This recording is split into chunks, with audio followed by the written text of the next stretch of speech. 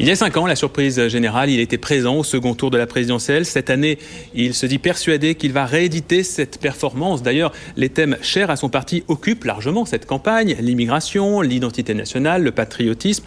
Qui plus est, la question de l'insécurité qui lui avait profité lors de la précédente présidentielle a ressurgi cette semaine. N'a-t-il pas l'impression de se faire dépouiller de ses idées ? Qui plus est, ces problématiques suffisent-elles à faire un programme de gouvernement ? On le demande tout de suite à Jean-Marie Le Pen. Il est notre invité ce matin. Bonjour. Bonjour. Et merci d'être avec nous. Jean-Marie Le Pen, à 11h, vous allez présenter votre projet présidentiel. J'ai invité la presse étrangère. La presse étrangère. Parce que j'étais l'objet de beaucoup de demandes d'interviews. Et comme je ne pouvais pas les satisfaire un par un, j'ai préféré les réunir, les inviter à venir tous ensemble écouter ce que j'avais à dire. Est-ce que vous avez l'impression que dans votre projet présidentiel, justement cette année, il y a beaucoup de nouveautés par rapport à il y a 5 ans, par rapport même il y a 25 ans ? Est-ce que ça évolue, le programme du Front National, vraiment, selon vous ? Pas foncièrement, mais je suis obligé de constater que la dérive de cette campagne électorale consiste à faire prendre au candidat à la présidence de la République des options qui, dans le fond, sont celles du Premier ministre ou du chef du gouvernement. C'est une conception de la présidentielle ou de la présidence qui est assez différente de celle de notre Constitution. Et cela nous entraîne à la remorque, il faut bien le dire, de M. Sarkozy, à parler absolument de tout et proposer des solutions, y compris de détails, dans tous les domaines. Ça me paraît d'ailleurs une dérive qui est tout à fait contestable.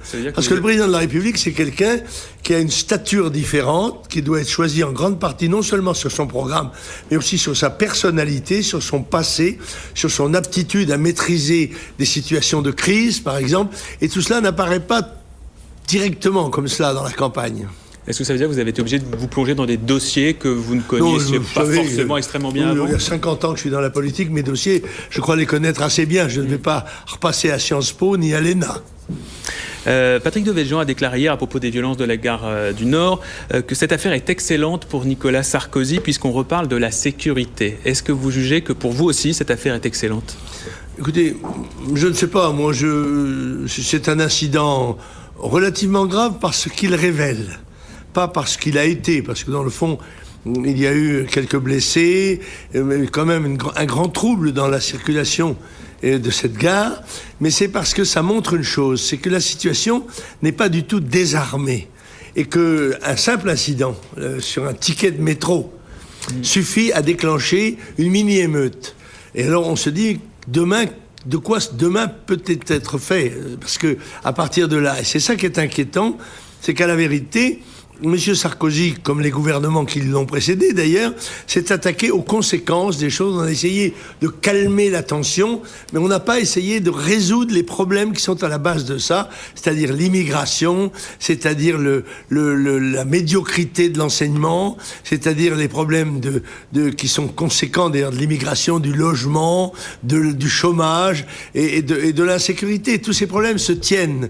Et tant qu'on n'aura pas résolu, en quelque sorte, traiter la mère de ces problèmes, eh bien on se trouvera sans cesse devant des conséquences dommageables. Quand vous dites que tous ces problèmes se tiennent, vous pensez notamment à l'immigration et au chômage. Oui, entre autres. Vous vous dites que, par exemple, que si on renvoie les sans-papiers chez eux ou les étrangers en situation illégale, ça va forcément faire un appel d'air pour l'emploi en France. Vous continuez à le penser, à l'affirmer ?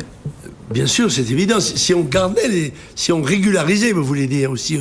C'est-à-dire que si on renvoie des gens qui sont en situation irrégulière, vous pensez, vous, que ça va créer de l'emploi en France ? Je pense que ça va en tout cas faire baisser la pression qui s'exerce sur tous les phénomènes sociaux qui conditionnent aussi l'emploi. Parce que l'emploi est tenu par le coût de nos productions.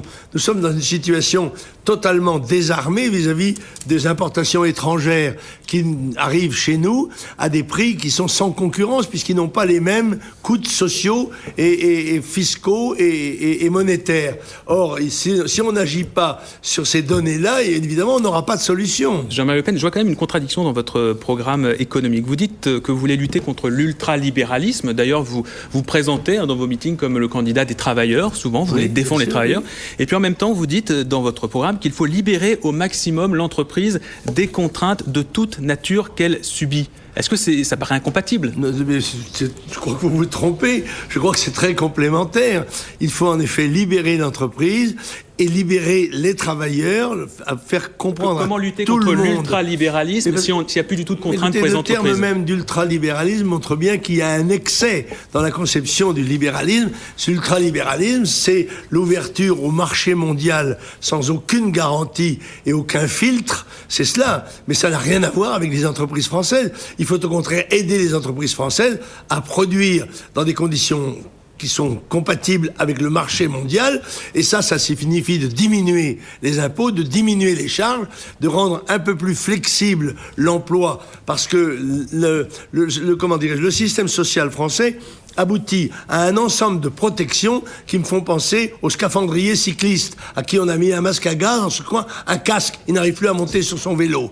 Alors, un excès de protection aboutit à un résultat exactement inverse à celui qui est recherché. Il faut, je crois, jouer la liberté, il faut jouer l'enthousiasme et la volonté de travailler des gens, la volonté aussi de garder une grande partie de ce qu'ils ont gagné par leur effort, par leur travail, par leur intelligence. De la même manière, vous voulez alléger fortement les impôts. Au départ, vous disiez plus d'impôts du tout. Finalement, le Front National a revu ce programme. Non, mais monsieur, ne caricaturez pas, je vous en prie. Je n'ai jamais dit plus d'impôts du tout. Aujourd'hui, monsieur, vous permettez, vous déclarez là, vous avez dit plus d'impôts du tout. Je n'ai jamais dit ça. J'ai dit, je parlais de la suppression de l'impôt sur le revenu du travail qui est un des impôts, hélas, un seul des impôts qui accable les Français, dont on sait que la pression fiscale est la plus forte du monde. Avec 44,4%, les Français travaillent la moitié du temps pratiquement pour la collectivité, pour l'État et pas pour eux-mêmes. J'ai jamais demandé qu'on ne supprime pas les impôts. Il faut des impôts, c'est bien évident. Nous sommes prêts à payer des impôts. Comment ? Aujourd'hui, vous préconisez 4 tranches d'impôts, c'est ça ? Absolument, 4 tranches d'impôts et avec un maximum de 40%. De 20%. 20%. Aussi bien sur l'impôt sur les sociétés, l'impôt sur les revenus du travail, l'impôt sur les successions et oui, je crois que ce sont ces trois-là. Si on allège ces rentrées fiscales, comment on fait justement pour payer un certain nombre de programmes nécessaires ? Parce que nous espérons, et je crois que nous pouvons attendre de cette suppression, de cette diminution des impôts, une relance de l'activité économique, c'est-à-dire un volume plus important sur lequel les impôts pourront s'appliquer avec des revenus, à mon avis, plus importants que ceux que nous connaissons maintenant. Un mot, Jean-Marie Le Pen, sur l'écologie. C'est vrai qu'on ne vous entend pas souvent parler d'écologie, en tout cas à la télévision. Vous avez fait par contre des interventions, des meetings dans lesquels vous en avez parlé, et j'y ai lu notamment dans le compte-rendu de ces meetings que vous préconisiez de ne pas appliquer le protocole de Kyoto. Oui, j'ai dit que probablement les États qui sont les plus producteurs de nuisances seront ceux qui ne les appliqueront pas. Et je me demande comment nos inspecteurs pourront forcer la Chine ou l'Inde ou les États-Unis, qui ne l'ont pas signé non plus, à appliquer ce procédé. D'ailleurs, cela part d'un présupposé qui est le rôle que jouerait le carbone dans l'oxyde de carbone dans le réchauffement de la Terre, etc.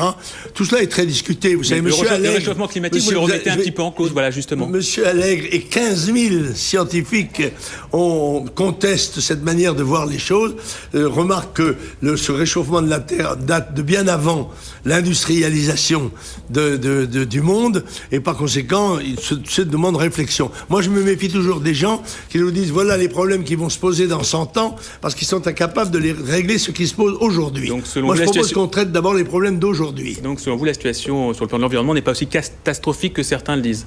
Non, dans les villes, c'est certain qu'il y a des pollutions, en particulier d'origine automobile, et cela, il faut essayer de résoudre ces problèmes. Mais je ne crois pas du tout au catastrophisme mondialiste. Je crois que il y a là des phénomènes qui nous échappent, parce que nous sommes de malheureux mortels, et je crois que nous devons nous occuper des choses sur lesquelles nous avons pouvoir. Or, sur ces choses, nous n'avons pas fait ce qu'il fallait faire. Tout le monde le reconnaît. Tout le monde reconnaît que les gouvernements qui se sont succédés, de gauche ou de droite, n'ont pas fait ce qu'il fallait. C'est vrai pour le chômage, c'est vrai pour beaucoup d'autres choses. Mais moi, je ne suis pas de cette responsabilité-là. Moi, j'ai contesté le gouvernement de la gauche comme de la droite, qui employait d'ailleurs pratiquement les mêmes méthodes, à peu de choses près, dans cette alternance ou dans la cohabitation. En fait, leur responsabilité est commune. Ils ont 3 représentants, c'est Bayrou, c'est Sarkozy et c'est Ségolène Royal. Merci beaucoup Jean-Marie Le Pen d'avoir été notre invité dans cette matinale. On se retrouve juste après la pause. La journaliste Marie-Françoise Colombani sera avec nous. À tout de suite.